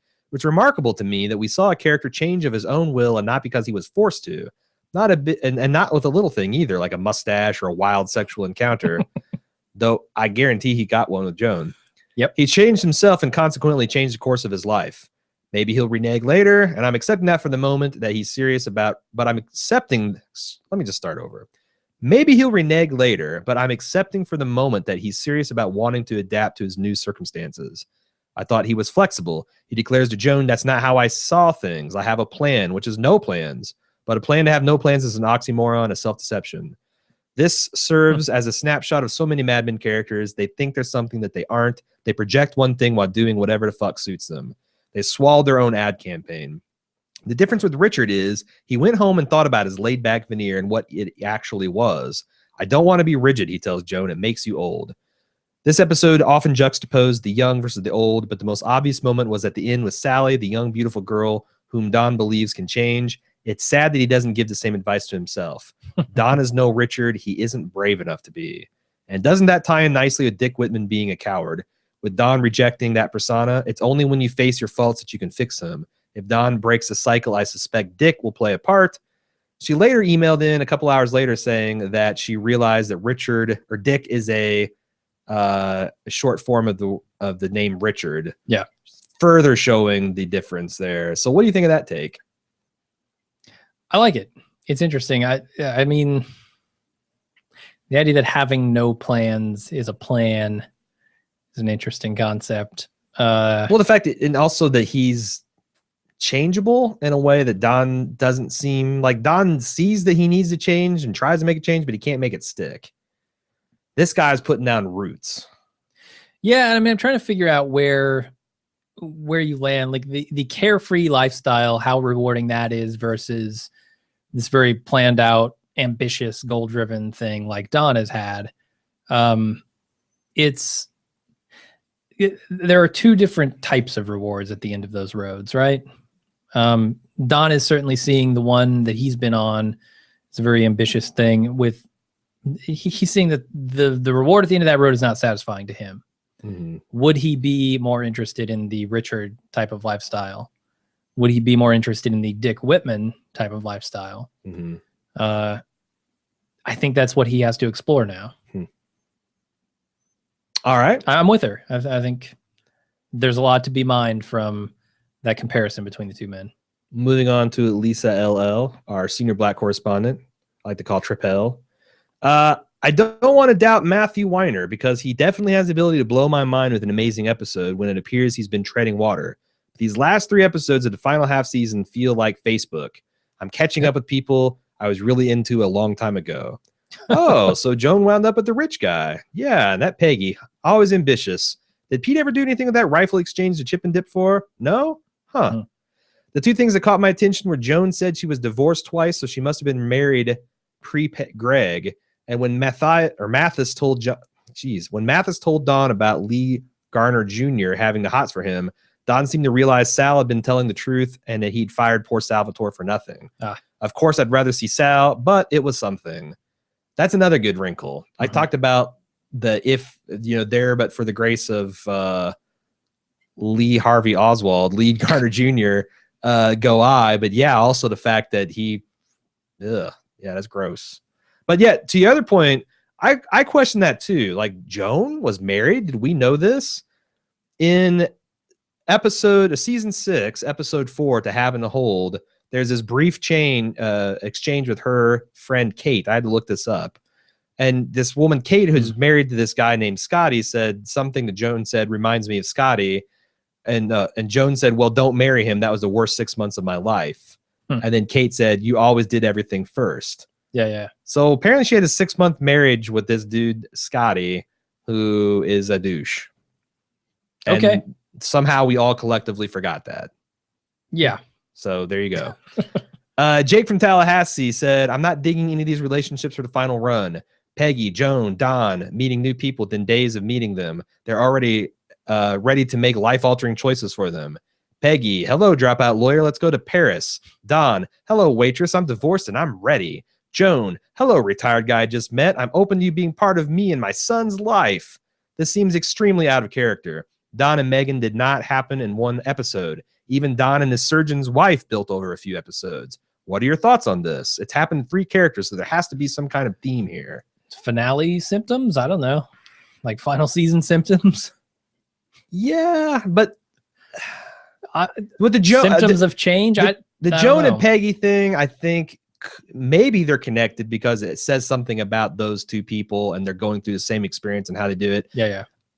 I think that like all of the theories must be dismissed for the Don was getting from Diane what he wanted from Rachel theory. I think that's really compelling and awesome. So I don't know that they need to be anything more than that. And now that I've thought of those 2 really outstanding ways to look at it, I don't have a problem with it. Barring those insights from our listeners, I'd be like, yeah, right on. This is the way you lay it out, kind of superficial and shallow and doesn't feel madman-y. But now I kind of think it does. Okay. Barry C. Did you guys think the Wiener had a vision or a version of today's story with Betty and Glenn in mind from the very start? Maybe not specifically as it played out, but with some sort of coming of age story for Glenn where Betty looks at him differently. It may be because I binge watched seasons 1 through 7 this year, so it's more recent for me. But these episodes felt like a very satisfying way to bookend a genuinely interesting relationship between the 2. I would put the word interesting in scare quotes. Barry chose not to. It always felt like Betty had a genuine friendship with Glenn, and it was cool to see that she was almost into him. Well, okay. Man, as I think back, that is not how I read the relationship between them. Yeah. As interesting or genuine.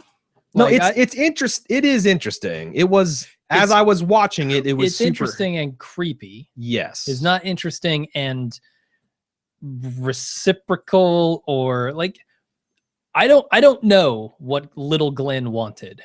Little Glenn was deeply disturbed, asking for locks of her hair.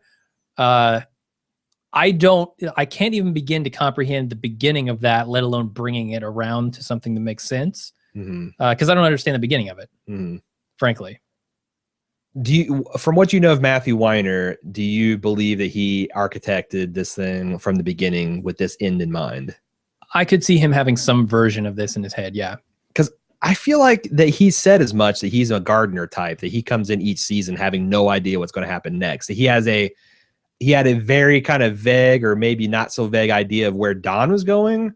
But I think these things are kind of organic things that he's discovered, and it's really weird. But I mean, how organic is organic, right? Why bring up the Glenn stuff at the beginning if not for a purpose at some other point? Like he must be in his head saying this is something that maybe I'll do something with later. He heard Richard Linklater working on As a Boy's Life, and he's like, fuck you, Richard, I'm gonna cast my own son in an 8-year version of the same thing and one up you. Kaboom. Yeah, maybe so. Maybe that's the whole, it's just a scheme to one up Richard Linklater. Whatever. I don't know. I feel like if he didn't have ideas in his head about at least very, very basic sketches of what he wants to do later on in the show, then he would have dropped a lot more threads than he has. Yeah. As unnecessary or meaningless. Sure. So I don't know. Sully in Boston said, we crystallize on Don trying to find a purpose. His ad criticism, love, again, clearly indicative of his disdain for this, and facing his weaknesses. The condo door just shut on his sold and latest life, so what now? Don needed to stand up to Sally, and Don might have well been talking to himself. Like Sally, part of Don and Dick, or Don/Dick, is his parents. Don Draper is a whore and a mean-spirited bastard at times. Maybe rather than looking to fill the... That's a really good take, actually. He, like Sally, is a blend of his mother and father. Mm-hmm. Maybe rather than looking to fill the emptiness in himself, Don needs to try to help others to give rather than take. Don can help Peggy realize her dreams. Bert's dance told him the best things in life are, after all, free, and I think Don's fulfillment lies not in monetary or business goals, but in using his talents to help those he cares about. Is that a happy ending for Don? Well, as a mentor of sorts? It is certainly a happy ending, yes. Okay. I don't know if it's the happiest ending for Don, but I would like to see him do something good and satisfying to himself. Says, P.S. Kudos to Weiner for sending his own son to die in Vietnam. It's a tragic, funny, historic, so many meanings that's a microcosm of Mad Men. Also messianic. That the way you phrase that seems very... Matthew Weiner sent his only begotten son to die for us. I don't know if it's the only begotten. He might have a car full of them. Who knows? A minivan full. But anything. Anyway, he says, I also just realized the reason for Glenn's creepy love for Betty is in reality Matthew Weiner's infatuation with January Jones. Clearly, Weiner has a crush on January, and his son is simply his surrogate. Is Glenn a Mary Sue for his love for January Jones? I mean, I suppose it could be. I don't see where that's clear, though. Well, I don't know. I guess it's has he talked in interviews like, oh my God, January Jones, I'd love to have a piece of her hair. She's sure pretty, but that's about where it ends. There are plenty of pretty people out there. Yeah. Like, why didn't, I don't know. I imagine he's making some sort of joke here. I mean, my God, Christina Hendricks stars on the show. Yeah. Yeah. I don't know. Nicholas in Greenspoint. When we finally see the shot of the candy machine, the Hershey bar is dead center, harkening back to Don's disastrous pitch about how Hershey bars were the only sweetest thing in his life. Wanted to give you credit for that, Nicholas. He also tried to go back to another dark-haired woman with a mole, and it didn't work. So now he's going back even further to candy to try to grasp at something to feel good about.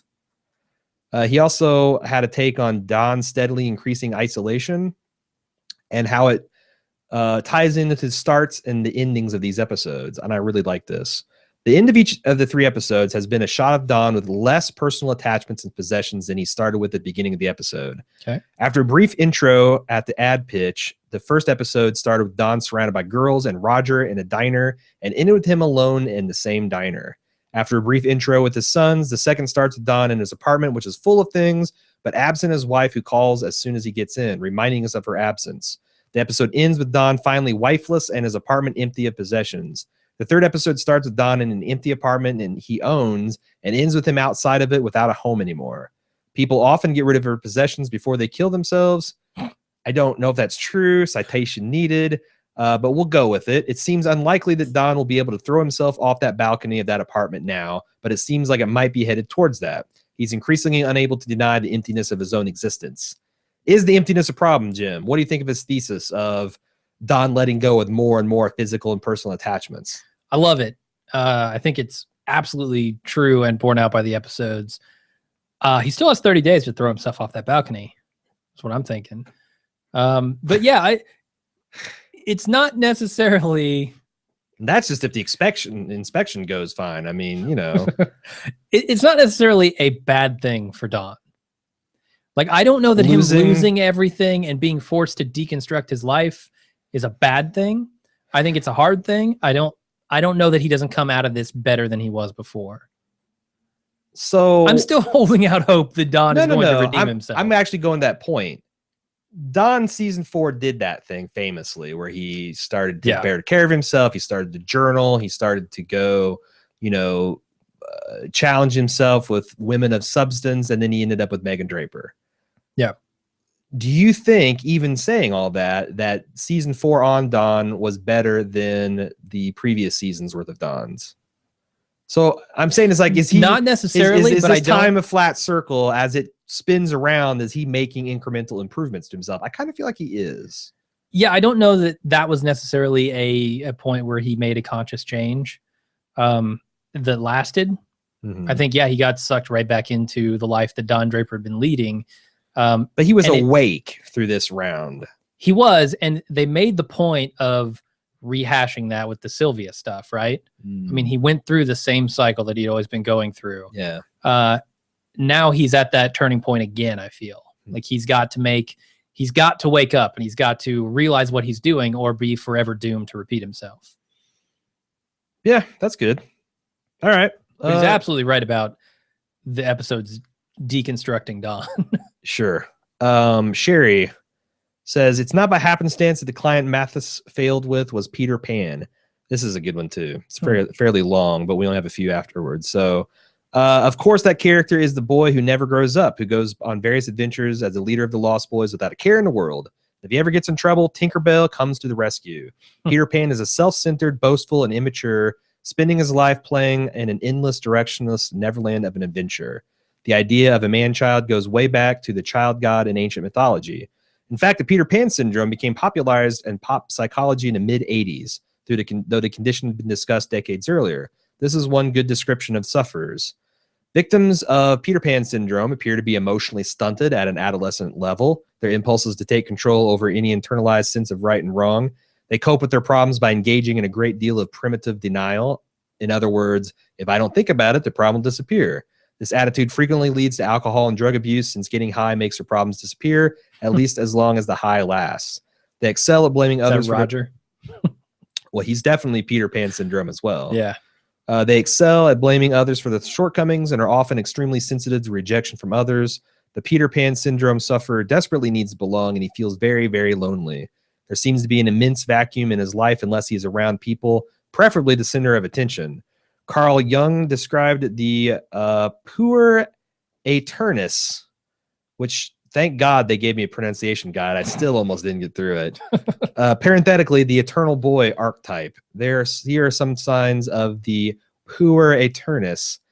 For a time being, one is doing this or that, and whether it's a woman or a job, it's not yet what is really wanted, and there's always the fantasy that something in the future is a real thing will come about. The one thing dreaded throughout by any such type of man is to be bound by anything whatsoever. Common symptoms of the pure psychology are dreams of imprisonment and similar imagery, chains, bars, cages, entrapment, bondage. Life itself is experienced in a prison. Is this not Don Draper? Yeah, sounds like him. And with the Peter Pan cookie, sounds a lot like him. pretty tasty symbolism. Yeah, I can't imagine that that's not what they're going for. I do too. But yet, it's interesting because I think that's a fairly unique take. I didn't read all the usual suspects, the Sepinwalls, the Tom and Lorenzos, the Molly Lamberts and all that, the Reddits. This is a fairly unique take. So congrats to that, Sherry. And there are a lot of characters in the show who demonstrate those qualities. Oh, I don't think it's just Don. I mean, Pete. Yeah. Like most of them. I mean, I think there are a lot of people in life who like the real world who demonstrate those qualities. Is Peggy living through a Peggy Pan syndrome? Peggy Pan. She doesn't seem to be want to chain down anything either, other than her shitty apartment tenement situation. The drug addicts on her steps. And even then, that was her old boyfriend that got her into, right? Yeah. I don't know. She seems like she's at least slightly more aware than these people have been. Sure. Like the Dons and the Rogers and those kinds of I guys. was just trying something out. Betty could be a Betty Pan. Because I mean, Yeah. my God, she goes to child psychologist for professional help. She's the eternal girl. Sure. Liz G said, "Are there any characters that you haven't been around in a while that you'd like to see again? Do you think we'll be seeing other new people? We already this is awfully early in the relationship to be asking questions like that, Liz. We already saw Megan, her mom, and Lou, to name just a few. Anyone else we need to check in with before the season ends? What do you think?" I'd really love to have an answer on Cutler once and for all. Okay. Even if it's just a one-off comment about He his died in fate. an automobile accident. Sure. He was appointed to GM, and they ended up killing him in an accident. I don't know. Ginsburg got carted off to an insane asylum. I don't think we'll see him again. I don't think we're going to see him. I don't think we'll see Bob. Who was the douchebag with the facial hair and the pipe? That was early seasons, like one of the account dudes that were palled around with Ken and Harry. Paul Kinsey? Didn't he go He was on join the cult? Yeah. And he was wanted to selling get a Star sci-fi Trek script. spec script. I wouldn't mind seeing him again. Like, it doesn't have to be a big thing. Just maybe him and Ken are teaming up to write something. There you go. I would still love to see Sal. I don't think we're going to. I would accept the Bob Benson, but I don't think we'll see him either. Yeah. I'm trying to think of anybody else I really need to check in with. I don't feel like I need to. No. All right. She also continues to be nice to see Don settled into a new home or apartment next week and begin to get the feeling that he's going to experience some additional personal growth and connect with his children. Good a chance, because we usually jump forward about 4 to 6 weeks. So that should be, he should be moving in or maybe even settling into a new home. So how about this? Richard comes in and suggests, "Hey, I'm going to buy property near you." Okay. What if Don does that for his kids? What if Don buys some property closer to where Castle Frankenstein is? That's not a bad Tries idea. to get more Go in back touch to with commuting. them. Yeah. How far haven't they established that that's like way out in the sticks? I think it is. Yeah, like at least a train ride. Like it was. Yeah. Well, I mean, sure. Maybe I might be conflating Pete bitching about living out with the no good city sounds and the nighttime sounds. I don't know. It's all runs together. Larry E said, "Dear Don, I have an idea to help you with your purpose in life. How about funding a boys' home? Take some of your wealth and knowledge and give it back. Make sure the other little Dick Whitmans have a better shot in life. It would be a suitable, pleasing, and satisfying ending to your journey. You may not know this, but there are many people who are rooting for you to succeed. We don't want you to jump off a building. We want you to be happy." A lot of people on board with that idea, huh? He goes and fixes up the old whorehouse, turns it into the Dick Whitman Center for Wayward Boys, for pure eternists. Yeah, why not? Teaches them valuable life skills. I don't know that Don's equipped to teach valuable life skills is the problem. He dispenses them to Sally with fairly... True. I think he's got them. He just is false to their power. He cannot get it for himself. Yeah. He ends, if you have any extra money, you could build the boys. After you build the boys' home, you may want to invest in an endeavor called Bald Move. Hey now. Free advertising. There you go. The listeners getting into the act. That's all the email we got. If you'd like to send us some more of this fantastic feedback, you can do so at madmen@baldmove.com. You can join in on our threads on the forum at forums.baldmove.com. You can also follow release schedule on facebook.com/baldmove and on Twitter @baldmove, or of course, baldmove.com. There's and also you can keep up pretty well with things there too. Yeah, we're thinking of buying some property near you. So don't worry, we'll be around. Baldmove.co. Is that it? That's it, man. Let's get out of here. Cool. Thanks, everybody. We'll see you next week on Tuesday for the next episode. Till then, I'm Jim. I'm Aaron. See ya.